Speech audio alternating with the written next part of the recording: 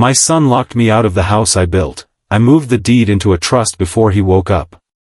I spent 50 years building a home, and it took him one morning to try to destroy it. The key didn't fit. I stood there holding 2 grocery bags, the weight of the paper handles cutting into my palms, staring at my own front door like it had betrayed me. The cabin I'd built with my own hands, the one my late wife Margaret and I had dreamed about on countless evenings, the one that held every important memory of my life, and I couldn't get inside. The lock had been changed. Through the front window, I could see David moving around the living room. He was carrying boxes. Lydia was behind him, directing him like she owned the place, pointing at furniture, already mentally rearranging my life. When David looked up and saw me at the window, his eyes met mine for just a second. Then he deliberately turned away. Like I was nothing. Like I was invisible in my own home. Lydia's voice carried through the glass loud enough for me to hear, "He'll figure it out eventually. Just let him sit out there for a bit. He'll realize he doesn't have a choice. Figure it out." Like I was a problem to be managed, a complication they'd temporarily deal with. I stood there for a moment longer, the groceries getting heavier, my heart getting lighter with a strange clarity. Then I did something that surprised me. I didn't panic. I didn't rage. I didn't kick at the door or scream or do any of the desperate things a man in his 60s might do when confronted with betrayal this profound. I set the groceries down carefully on the porch, the milk on the side so it wouldn't tip, the eggs on top like always, and walked back to my truck. My hands were shaking, but not from anger. From something colder. From certainty. I called the sheriff. When Sheriff Allen arrived 30 minutes later, his face registered genuine confusion. He'd known me for 15 years. He'd come to my house for 4th of July barbecues. He knew me. David opened the door with a confident smile, like he'd been waiting for this exact moment. He had something in his hand, a piece of paper. "Dad's been having some issues," David said smoothly, his voice carrying the tone of a man who'd rehearsed this. "We got a temporary restraining order. For the safety of the property. Mom's getting older, and we just need to make sure he gets the care he needs." A temporary restraining order. Against me. On my own property. The words didn't even make sense. I looked at the document he showed the sheriff. It looked official, had official seals, official language. My blood went cold. How had he gotten a restraining order without me even knowing? The sheriff looked genuinely uncomfortable. "John, I'm sorry. My hands are tied here until this gets sorted out in court. I can't override a TRO, even on private property." I nodded slowly, my mind already 3 moves ahead, already understanding what needed to happen. As I sat on the hood of my truck under the porch light, watching my own house glow warmly inside, watching David and Lydia move through rooms like they already owned them, I pulled out my phone. There was a contact I'd added months ago but never called. A name I'd been hoping I wouldn't need. Mr. Carson, attorney. I looked at that name for a long moment, my thumb hovering over it. Then I whispered to myself, "It's time." I had to go back further to understand how I got here. This story didn't start with a lockout. It started with a dream sketched on napkins at a kitchen table. Margaret and I would sit there after long days of work, exhausted but alive with possibility, and we'd draw designs. Rough sketches of cabin layouts, notes about the kind of wood we wanted, ideas for a porch where we'd watch sunsets over the water. I was a carpenter, had been my whole life, so I knew how to build. Margaret was a teacher, and she knew how to dream. We saved for 5 years before we broke ground. Every penny went into a jar. We'd go to bed at night talking about square footage and rooflines. We made love under those plans. We made our life plans there. When we finally broke ground, it felt religious. Every nail I drove went into that house with intention. Every beam I raised felt like a prayer. Margaret used to put her hand on the wood and whisper, this is going to be our forever, John. Our forever. We planted an oak sapling out front, telling ourselves it would grow as our children grew. We'd have a big tree for the grandchildren to climb, to swing from, to carve their initials into. That tree was supposed to be a symbol of continuity, of family, of something that would outlast us both. Building that house wasn't about creating property or wealth. It was about building a life. Every mistake we made, and there were plenty, became a story we'd tell, laughing about the time I measured wrong and had to rebuild an entire section, costing us 3 months of work.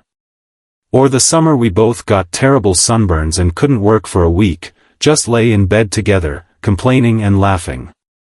The house absorbed our love. It absorbed our hopes.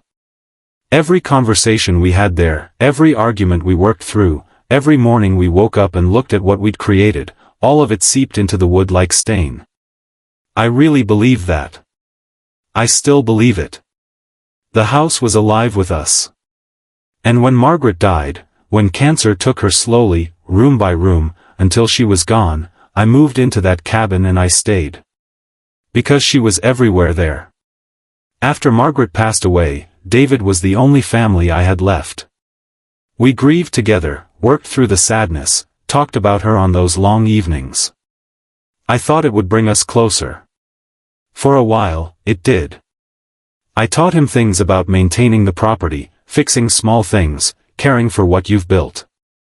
Then David met Lydia at some corporate networking event downtown. She was a real estate agent. Always talking about market potential, and investment value, and comparable properties in the area. She smiled at the cabin when she first visited, but it wasn't the smile of someone who appreciated home or understood legacy. It was the smile of someone calculating profit margins in their head, already seeing the potential for subdivision, for development, for turning my lifetime of work into someone else's financial opportunity. She started making suggestions almost immediately. You could modernize the kitchen, increase the resale value significantly. This land could support a development project if you ever wanted to sell. Have you ever considered what the waterfront access is worth in this market? I'd brushed these comments off politely, but I noticed how David started listening to her. How he'd mention, almost casually over dinner, that Lydia thinks the cabin has real potential. Or, Lydia says we could probably get a lot more for this place than you think. Then one evening, Lydia started referring to it as our future home. She said it sweetly, to David, right in front of me. Can you imagine what we could do with this place, David? What we could turn it into? I mentioned to David later that the cabin wasn't our anything yet, it was mine, and eventually, if he wanted it, it would be his. But that night, I overheard them talking in the kitchen while I pretended to read in the living room. Lydia whispered to David, he won't need that place much longer anyway. We just need to be patient. He's 68. How much longer can he really last? If you're enjoying this story so far, please take a moment to like this story and also hit the subscribe button to get notified of our new series. The takeover happened so slowly I almost didn't notice it happening. Lydia started managing my mail, to help. She'd bring it to me, saying, I organized this for you, Dad, but really she was reading everything first. Bills, statements, property documents. Nothing was private. She convinced David to suggest we modernize the deed by adding his name, for estate efficiency and tax purposes. I declined politely, but the suggestion hung in the air like smoke. It was always there. She became more present around the house. She'd rearrange things, make improvements, leave her mark everywhere. New curtains without asking. Furniture moved from where Margaret and I had placed it. She painted a bedroom without permission. She was erasing Margaret's presence and replacing it with her own vision. One day I noticed a legal document had gone missing from my desk drawer, a copy of the original deed and the property survey. I knew immediately what was happening. She was gathering information, planning something, probably researching if there were any legal vulnerabilities she could exploit. I didn't confront her yet. I was still hoping this was all just misunderstanding, that somehow David would see what was happening and step in, that somehow my son would remember who I was and what I'd taught him. Hope is a fragile thing. It breaks more easily than wood. But hope is a fragile thing. It broke the day Lydia accused me of being difficult about the house. She said it to David, but loud enough for me to hear. "Your father is just being selfish," she told him during dinner, not even trying to hide it. "We're trying to help him, trying to plan for his future, and he's making it all complicated." When I finally confronted them about snooping in my desk, about the missing documents, about the way they were clearly planning to take my home, everything exploded. Lydia looked at me with contempt so pure it was almost impressive. "You're just a bitter old man sitting on property you'll never use anyway," she said. "David and I could do something real with it. Something meaningful." I felt something inside me go very quiet. Very cold. I threw them out of the house that day. I told David that until he figured out which side he was on. His family, his father, his heritage, or his wife's greed, he wasn't welcome anymore. David looked torn, genuinely torn, but Lydia took his arm and led him to the door. As they left, I saw her texting someone. Her fingers were moving fast, purposefully. Later, when I checked their vehicle through the window before they drove away, I caught a glimpse of a message on her phone.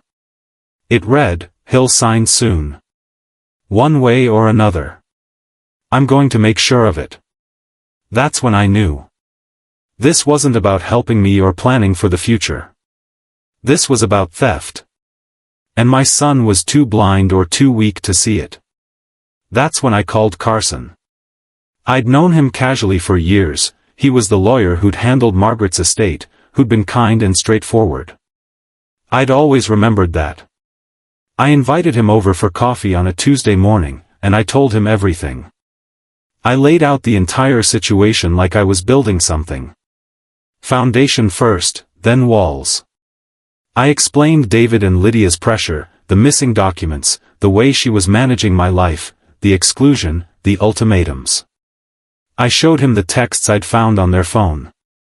Carson listened quietly, stirring his coffee with a spoon, his expression growing more serious as I talked. He was a good man.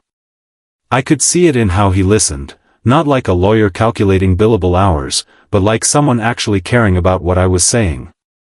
When I finished, he sat back and said something that changed my life. "If you want to protect that house, John, don't sell. Don't gift. Don't do anything that puts your son's name on it. Trust it."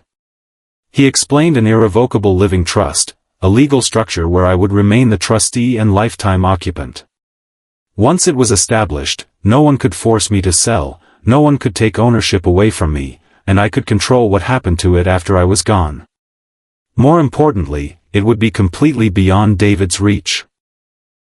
Not legally, not through any scheme Lydia could dream up, not through manipulation or fraud or forged documents. More importantly, Carson said, leaning forward, "Your son can't touch it. Not legally. Not through any scheme Lydia dreams up. Once this is filed at the county level, it's protected. It's ironclad. It's done." We spent the next several hours going through the details. I'd remain in complete control until my death. I could change my will. I could live there forever. I could decide what happened to the property. But the physical property itself would be protected. It would be secure. Untouchable. "Once this is filed," Carson said, sealing the official papers in an envelope, "no one, not even your son, can touch it. Not legally. Not with any amount of money or pressure or documentation." I invited David and Lydia back for dinner a few weeks later. Lydia's eyes lit up when David called. She thought I was softening, giving in to their pressure, finally ready to be reasonable. During dinner, I told stories about building the cabin, about the oak tree Margaret and I had planted when we were young and full of hope, about the first winter we spent there before the walls were even fully insulated. We'd heated the place with a wood stove and huddled under blankets. It was the happiest I'd ever been. While I talked, Lydia scrolled through real estate listings on her phone, not even pretending to pay attention. She didn't ask questions about the stories. She didn't smile at the memories. She was looking at comps, calculating value, already trying to figure out if she could flip the property for profit. That's when I realized she'd never truly cared about the memories. She only cared about the monetary value. The next morning, my phone buzzed with a text from Carson. It was simple, filed successfully. 9:47 a.m. The trust was established. The property was protected. The deed had been moved beyond anyone's reach, including David's. I printed out the confirmation from the county and held it in my hands for a long time. I was ready now. Then came the lockout. It happened on a Tuesday. I was running errands, groceries, a trip to the hardware store, the usual routine of an old man filling his days. When I got home, David's car was in the driveway, and my key didn't work. At first, I thought I had the wrong key. But no, he'd changed the locks. Changed the locks on my own house. Changed the locks on the home I'd built with my own hands and my wife's dreams. David answered the door wearing an expression of false confidence, like he'd finally won something. "Dad, we're taking over maintenance," he announced. "The property is being transferred to our names. For tax purposes and efficiency. You need to leave." Lydia stood behind him, barely concealing her triumph. She was practically glowing with satisfaction. "You should have retired gracefully," she said, her voice sharp as broken glass. "You should have just let us help you." I didn't argue. I didn't rage or plead or try to reason with them. I just took out my phone and photographed the house from where I stood, the porch, the oak tree, the cabin itself. Then I drove away quietly. I stopped at the diner on the edge of town and sat in a booth for 2 hours, nursing coffee and thinking. I watched the sunset through the window while other people ate and lived their normal lives. David thought he'd won. He thought that by changing the locks and having a restraining order, he'd taken my home. What he didn't know was that I'd already protected it. What he didn't know was that at 9:47 a.m. that morning, before he'd even woken up, the county clerk had stamped the papers that made his entire plan impossible. We're about to reach the turning point. Subscribe now to see what happens next. The next morning, there was a knock on David's door. When he opened it, his face went white. Standing on his porch were Sheriff Allen and Mr. Carson. "This property belongs to the Miller Family Trust," Carson explained calmly, holding up the official documents, with John Miller as the current and permanent trustee. "Your restraining order is void and unenforceable. This property is not yours to control. Mr. Miller has every right to access and occupy the premises." David's voice cracked when he tried to speak. "That's impossible. I have a restraining order." Lydia screamed from somewhere inside the house. "He tricked us. He's manipulating us legally." But manipulation implies taking advantage of someone. What I'd done was protect myself. Carson handed them a certified copy of the filing, time-stamped weeks before the lockout. Before they'd ever changed the locks. Before they'd ever gotten the restraining order. Before their plan had even fully crystallized. The trust had been in place the whole time, sitting there like a shield they couldn't see. They'd tried to take a home that was already beyond their reach. The look on David's face, that moment when he understood, I didn't feel triumph. I just felt sad. I felt like I was looking at a stranger wearing my son's face. Lydia didn't give up. That's what I'd underestimated about her, the relentless nature of her greed.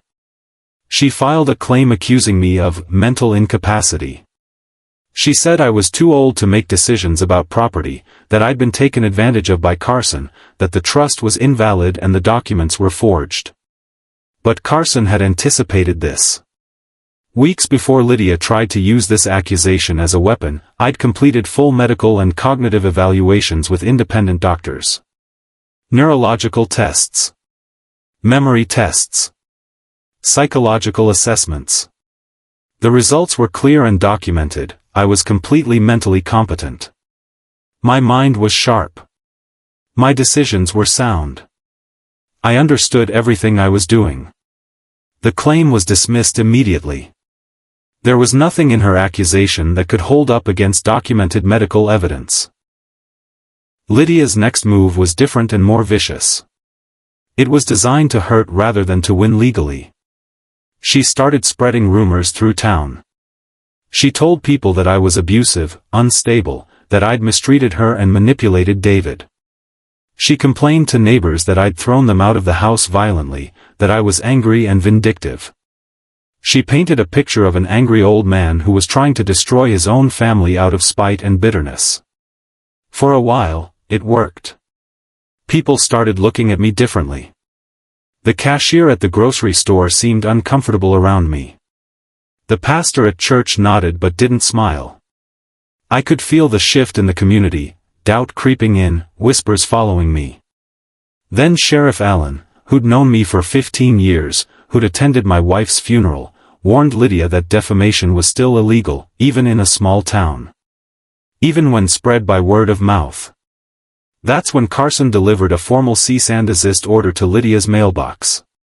The lies stopped. The rumors died. But the damage was done to her reputation, not mine. People realized she'd been lying because she was losing. The community turned back in my favor, slowly but surely. I went to church the following Sunday, fully prepared to sit alone while people whispered about me. But Pastor William surprised me. During the sermon, he publicly thanked me for the work I'd done repairing the chapel roof years ago, before Margaret got sick. He talked about integrity, about building things to last, about the kind of legacy that matters. As he spoke, I felt the energy in the room shift. The congregation began to soften toward me. They began to remember who I actually was. David sat in the back, completely silent, unable to make eye contact with anyone. His wife wasn't even there anymore. She was slowly disappearing from his life, from the community, realizing that her schemes had failed and there was nothing left for her there. Emma, David's daughter, my granddaughter, was only 13, but she had her mother's sense of observation and her grandfather's sense of right and wrong. She secretly visited me after school one day, bringing me homework and her concerns written on a piece of notebook paper. She revealed that Lydia had been planning to sell the house and move to the city, to start fresh, with David away from the embarrassment. I assured Emma that the house was protected, that it would always be there for her, that no matter what happened between adults, her sanctuary would remain. Then I did something I should have done months earlier, something that mattered more than anything else. I added her name to the trust as the successor trustee. If something happened to me, the house wouldn't go to David. It would go to Emma. It would go to someone who actually understood what it meant, who understood that some things are worth more than money. Lydia scheduled a real estate agent to appraise the house for sale. I knew about it. Small towns don't keep secrets, and people liked me more than they liked her, so I was ready. The agent arrived on a Wednesday morning, clipboard in hand, ready to calculate square footage and market value, already composing the listing in his head. He walked around the property, took measurements, snapped photos with his phone. Then he stopped. He'd noticed something important. The deed and the county records didn't match what David had told him. The property belonged to a trust, not to an individual. "I'm sorry," he told Lydia, "but I can't legally list this property. It's in a trust, and the trustee, the actual legal owner, hasn't authorized a sale. The trustee is the old man your husband mentioned. There's nothing I can do here." Lydia erupted at David in front of the agent, calling him useless, incompetent, a waste of her time. Their voices got louder. The real estate agent left quietly. I watched the whole scene from down the road, standing near my truck, quietly sipping coffee from a thermos. The real estate agent left. The appraisal died. The quick money grab was officially impossible. There was no legal path forward for them. No way to force a sale. No way to take what was mine. David finally came to confront me. He showed up at my cabin gate, which I'd had installed and locked, and demanded I hand over the house before the lawyers got even more involved. His voice was desperate. "This isn't legal, Dad," he shouted through the fence. "You can't do this to me. You're my father. You're supposed to help me." I looked at my son and saw someone I barely recognized anymore. I told him calmly, my voice steady, "It's already handled, David. The house is protected. You'll thank me one day, you just don't know it yet." That's when Lydia appeared behind him with her phone, recording. "You'll die alone in that dump," she screamed. "You'll have nothing. No one will even come to your funeral." Every word was captured on video. Every threat, every cruelty, every moment of her true self. Every insult recorded and time-stamped. I didn't know it then, but that video was about to change everything about their situation. That night, my chest started hurting. At first, I thought it was stress, but the pain got worse. By midnight, I was on the floor, struggling to breathe. Someone, I don't remember who called, an ambulance came. I woke up in a hospital bed with doctors telling me I'd had a minor heart attack. The stress, they said. The betrayal. The shock. All of it had caught up with my body. David came to visit, and I pretended to be weaker than I was. I wanted him to think he'd won, that I was fading. I overheard him talking to Lydia on the phone. "If he doesn't make it," he said quietly, his voice cold, "we finally get what's ours." I pretended to be asleep, but I heard every word. That conversation shifted something fundamental inside me. From my hospital bed, I texted Carson, "Initiate the clause." He knew exactly what I meant. Carson visited David and Lydia the next morning with fresh documents. The trust I'd created included a specific clause that most people never think about: if the current beneficiary, David, engaged in misconduct, theft, fraud, undue influence, attempts to harm the trustee, or demonstrating a willingness to profit from the trustee's death, he would be removed as heir entirely. The successor trustee would automatically become Emma.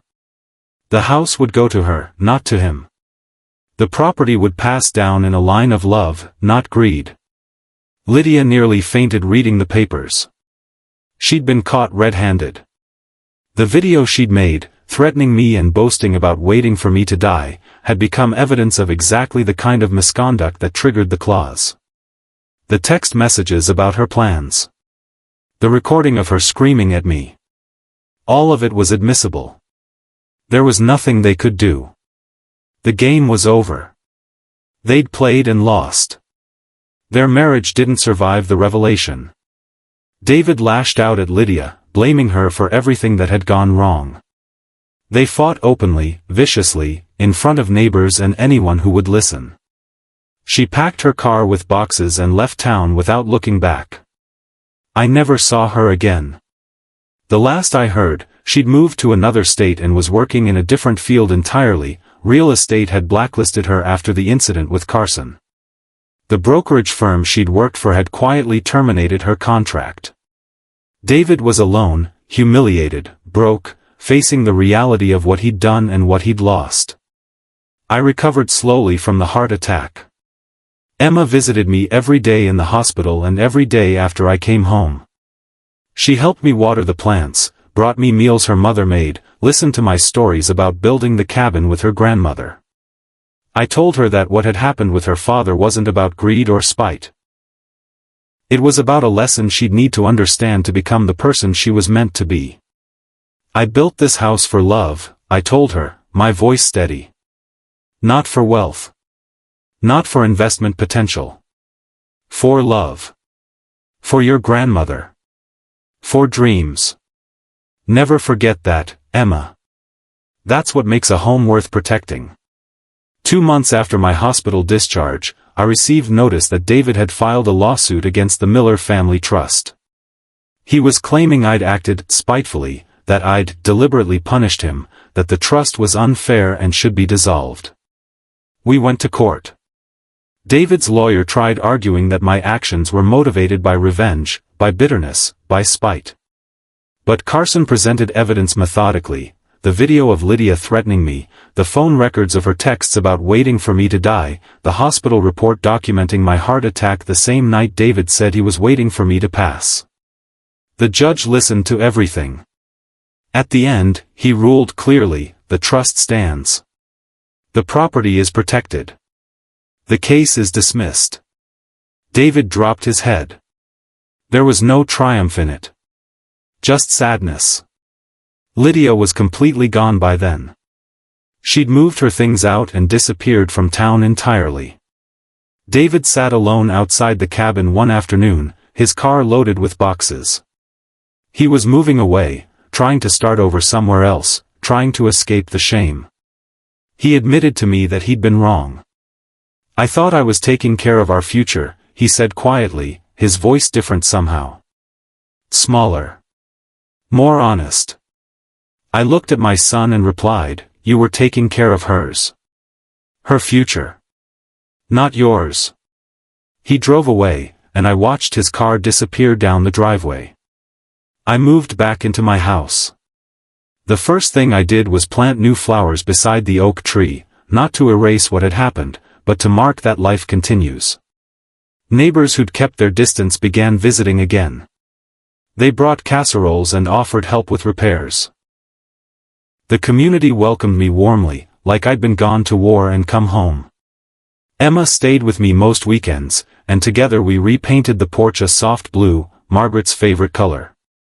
While we were working in the attic, moving some old boxes, Emma found an old photograph in a frame. It was me and Margaret, standing in front of the cabin on the day we'd moved in. On the back, in Margaret's handwriting, was written, "Home is where the heart forgives." Months passed. Spring turned to summer. Then one day, I received a letter. The handwriting was David's. I recognized it immediately. It was an apology. A real one, not defensive or partial, but genuine and profound. "I forgot what mattered," he wrote. "I forgot who taught me to build. I forgot the lessons you spent your whole life teaching me. I was wrong, Dad. I'm deeply sorry." I didn't respond right away. Instead, I pinned the letter to the mantel, right next to the photograph of me and Margaret on moving day. I wanted to remember this moment, the moment my son remembered who he was supposed to be. A knock on the door came on a Saturday morning in August. It was David. He looked older somehow, humbler, weathered by his own mistakes. "I was wondering if you'd let me help fix the fence," he said quietly. "The back one's falling apart." We worked in silence for most of the morning, rebuilding the fence together, the way we should have been doing for years. Our hands moved in similar patterns, patterns he'd learned from watching me as a child. As the sun got higher and the work got easier, I said something I'd been waiting to say for a long time: "You can visit any time you want, David. But this house? It'll always belong to love, not ownership. Do you understand?" He nodded slowly. We shook hands, not warmly, but with a kind of understanding. We weren't the same as we'd been, but we were moving towards something better. Something real. I sit under the oak tree now, watching the sunset paint the sky orange and gold. Emma's inside making dinner. The house glows warmly behind me, all the lights on, full of life and purpose.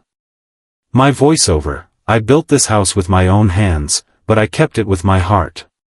And when the world tried to take it, when my own son and his wife tried to steal it from me, I learned that some walls aren't made of wood or brick. Some walls are made of wisdom. Some protections run deeper than any lock." The camera pans out slowly, showing the full cabin, the oak tree that Margaret and I planted decades ago, the lake beyond, the whole legacy I'd built. The morning he locked me out, David thought I'd lost everything. I walked away from my home, and he thought he'd won. But by the time he woke up the next morning, I'd already protected it. Forever. And that, I whisper as the sun dips below the horizon, is a lock no one can break.